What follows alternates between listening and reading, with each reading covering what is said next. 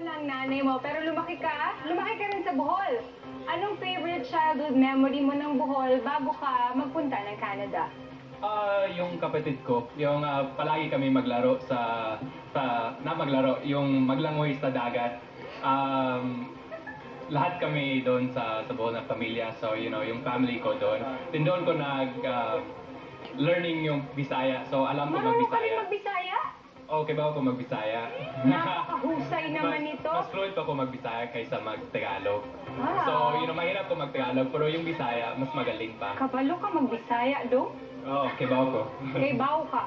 Okay, batiin mo sila sa Bisaya. Yung mga taga Bohol, pwede mo silang batiin ngayon. Ang taga mga Bisaya sa, kamusta? Maulan.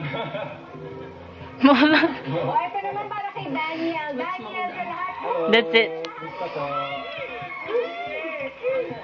Napakadaming fans. Tingnan mo yung mga girls natin dito sa studio. Hindi magkandao-gaga at saka kasigaw at saka kapalakpak. Daniel, ikaw ang mukhang foreigner at ikaw din ang pinakamagaling magtagalog. Ano bang mga pwede mong isample sa amin na Tagalog? Sa babae, sobrang kilig naman sila. Pero sa lalaki, sometimes like when they hear me speak Tagalog, they're like, hey, meron mo Tagalog pare. Sige, tagay na, tagay.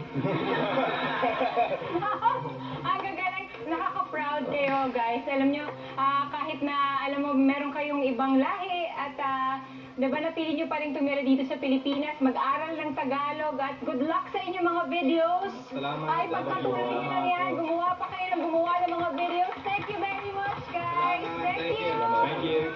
What next? Ang mga high-tech na krimen.